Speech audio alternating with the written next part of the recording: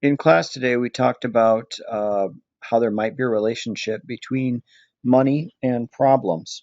And most of that conversation was speculative.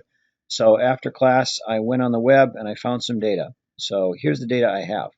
Um, so to measure money, I looked up countries' GDP, so it's gross domestic product per person. So this 1900 international dollars, that figure is Afghanistan's economy, right? Like the total value of its economy divided by its population. And that came from Wikipedia. I use the World Bank data. So you can just copy and paste like this and then paste as text in Excel, and all of these numbers are accessible.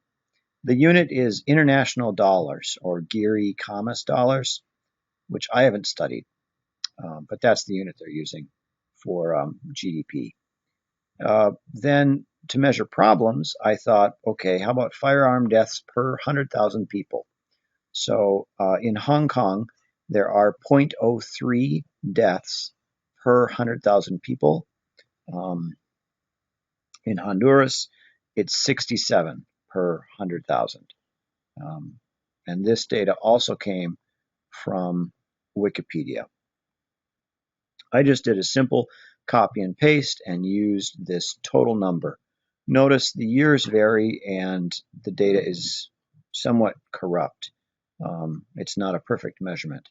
But this is the data I took, and so this would be people.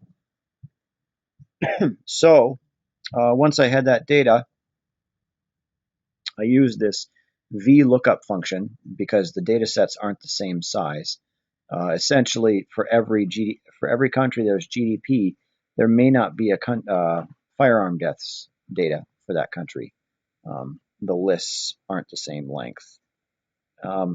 So once the data was there, I plotted it. And so you'll recall that we had more or less this graph, money and problems in class, and it is not a diagonal line as we discussed. So one question that you should answer is, what does this slope mean? What are the units of this slope? Another question you should answer is to just look through this data. Look through the data and think about whether anything in the data surprises you, or if there are any generalizations you can make within the data. I've color coded it so that red is super rich countries. So Qatar or Qatar is a very wealthy country, and Ukraine, India, Azerbaijan, these are poor countries in a comparative sense, and so they're green. So the green is poor and the red is rich, and there's a sliding scale.